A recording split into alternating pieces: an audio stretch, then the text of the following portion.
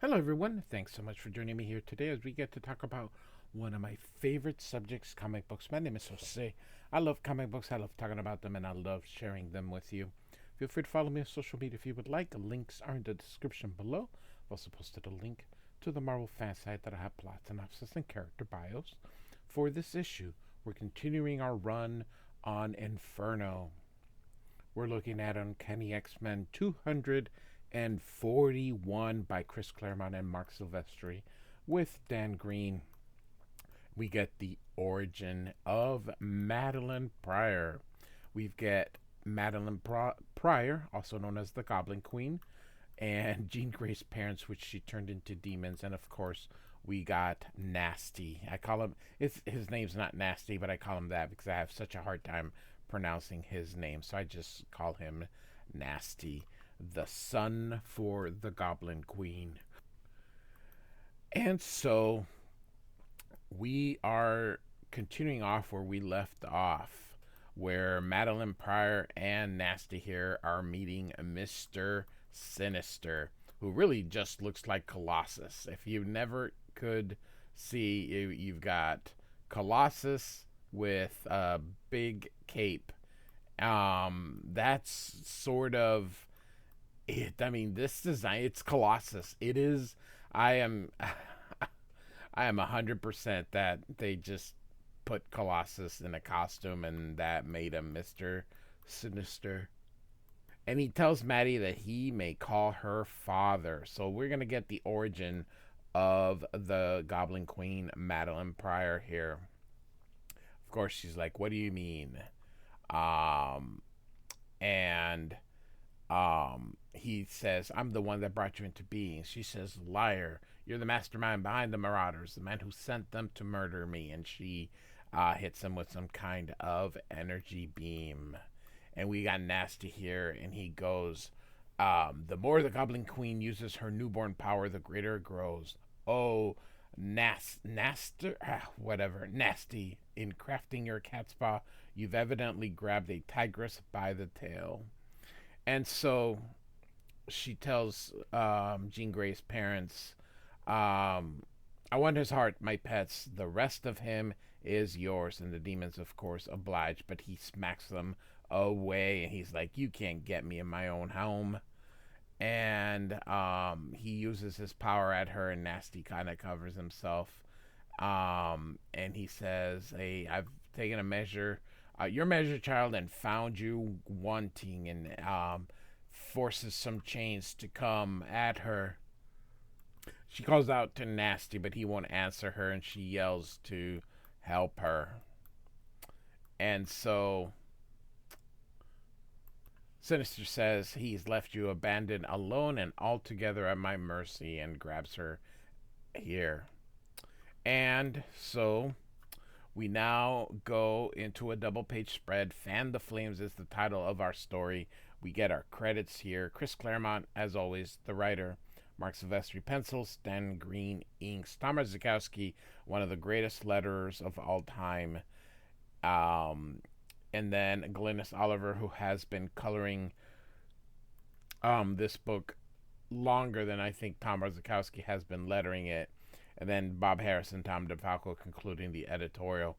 And we've got the X-Men and the Marauders facing off one more time. Now, although this is Polaris, she is possessed by Malice. We've got Scalp Hunter, Harpoon, Riptide, Prism, and Vertigo. Down here, we've got Colossus, Psylocke, Wolverine, Havoc, Longshot, Storm, Rogue, and Dazzler. Of course, we see a very demonic New York City in the background. I love the fact that they're still trying to mail a letter. Of course, New York is kind of the gateway to hell. Whether or not that you take that literal or not, it is in this story. So, and that is what Inferno is sort of about. And so here we go. X-Men are gonna start to fight. A lot of exposition here. We're just kind of I always feel bad about for this panel here with the hydrant hitting that poor dog here. So, um, and I like this piece. He goes, Riptide, but last when we met, I killed you. That was in X-Men 211. I do have a playlist. Feel free to check that out. I have an X-Men playlist, an X-Factor playlist, an Excalibur playlist, a Wolverine playlist, a New Mutants playlist. Um, yeah, I got everything. Feel free to check it out. I also have everything lumped together into reading order. And so Riptide says, Hey, Ruski, we Marauders are just chock full of surprises. How about we find out if you're as resilient when I return? Excuse me, the compliment here. And so here comes the police, and they're writing these demonic things again. Everybody's like, what the heck is going on with this town here? And so everyone's gonna fight the demons here, and he just they don't understand what is going on. But of course, we've been reading X Factor, and although I am not covering New Mutants during this time, there's a little bit of stuff explained in New Mutants, particularly with Nasty and Sim. So here we go. So Malice possessed Polaris here. So Polaris didn't really do a heel turn. It is just Malice in her. And so Polaris hurls those things as she destroys things and hurls them at the X-Men. Vertigo makes them dizzy. And you can see Nightcrawler can even look. Nightcrawler. Longshot can't even look and throws that at him. And throws the knife, and he has luck, so he goes wherever and knocks her out. Scalp Hunter shoots. Rogue, again, a lot of the reading is just exposition here. So Rogue grabs the scar, protects Wolverine, and then tosses it at a Scalp Hunter. So Storm says, we can't fight, them here. There's bystanders. And Storm tells Psylocke to lock into the Marauders' minds. Finish them if you can with a single telepathic blow. And she says it is worth the try. And so she does that. And she gets feedback. Children, help, save us. And so Malice here kind of laughs, and she goes, looks like somebody slapped you hard. And so we're going to go finish the job here. And you can see these demons here. And we get a quick fight. Again, this is... there's a lot of fight. There's a lot of action. And to Chris Claremont's credit, he always gets bullied about how wordy his issues are. But he puts a ton of action into this book here. And so we're going to go back into the origin of Madeline Pryor. And he says, you always were a rebel, never believing what you were told, determined to learn everything for yourself, regardless of the cost. And Sinister says, tell me, has it been worth the pain, the grief?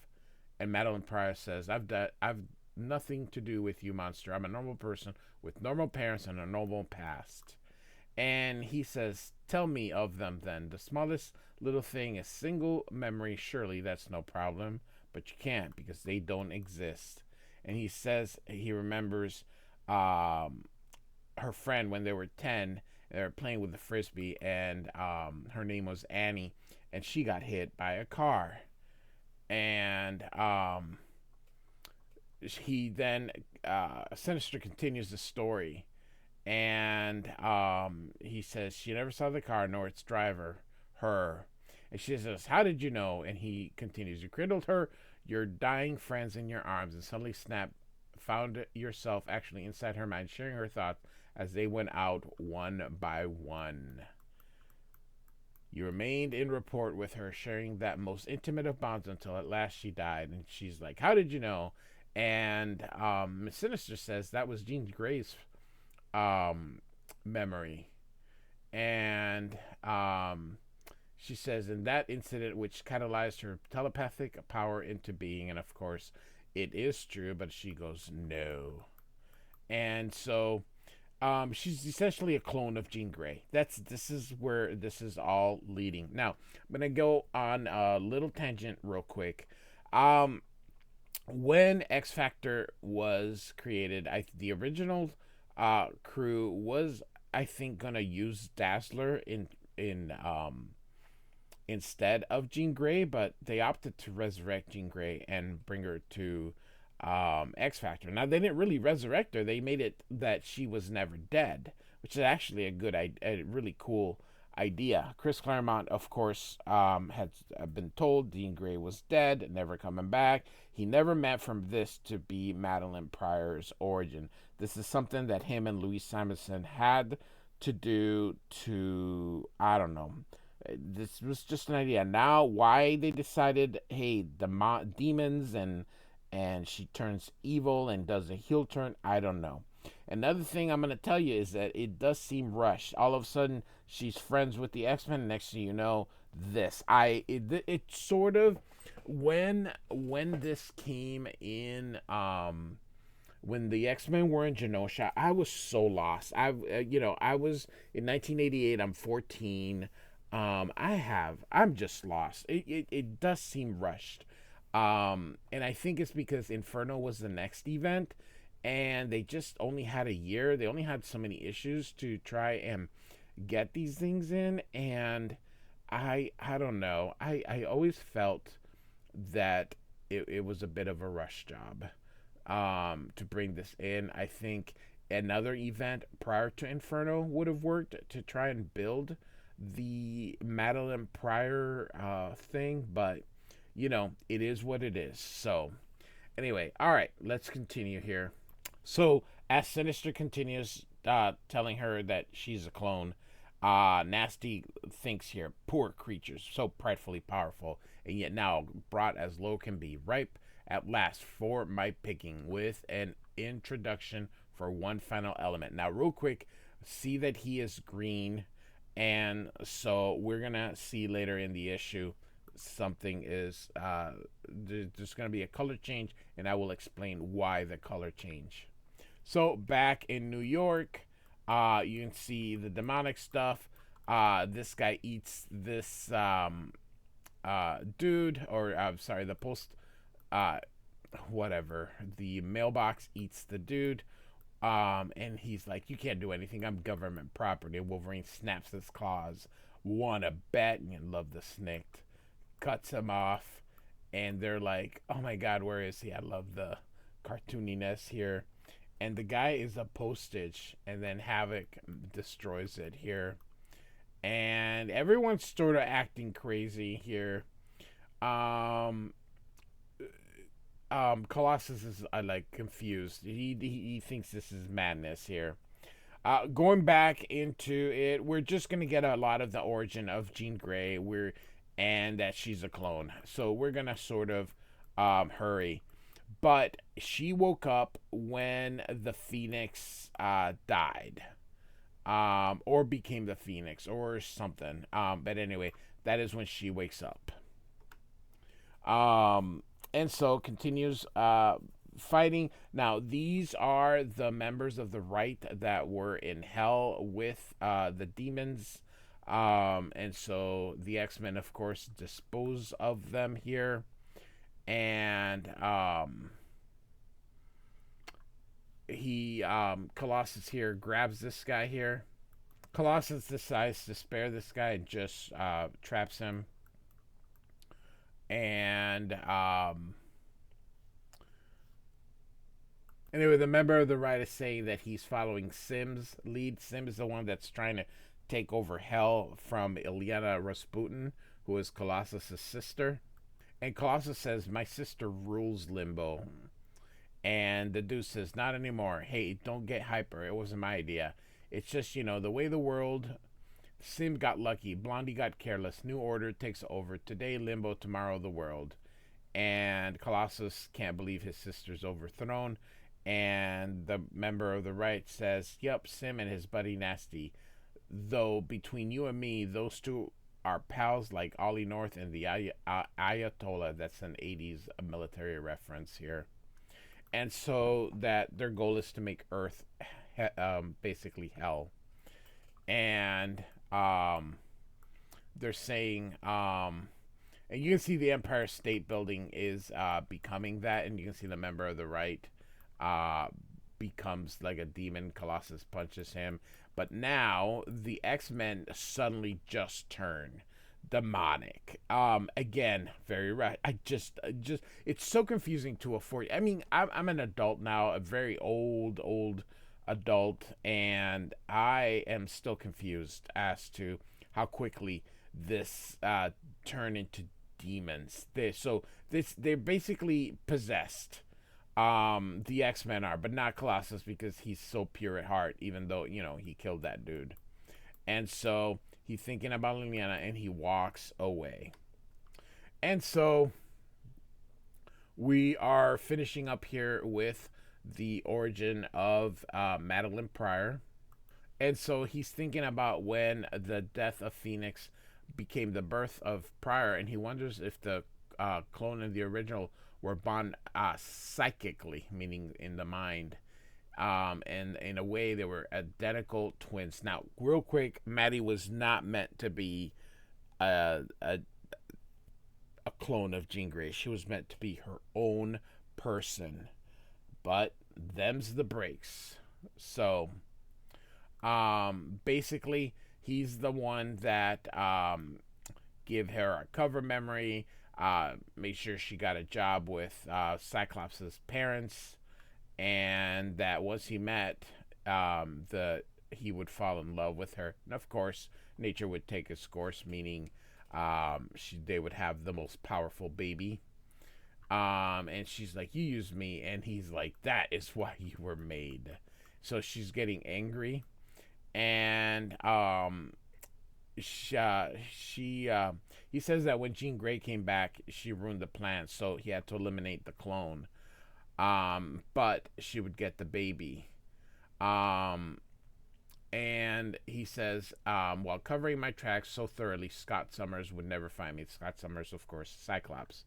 And she, of course, says, "Your marauders botched the job." Here we have Longshot, who is, of course, a good guy, but he's bit by Sim, and that, of course, is going to turn him demonic. And the X-Men beat the Marauders. That Chris Claremont doesn't really show; it just sort of happens, and the X-Men, of course, are being possessed here. Dazzler's like a vain person. Longshot is drops, and here comes Sim, and Havoc tries to get him, but he disappears, and he says, uh,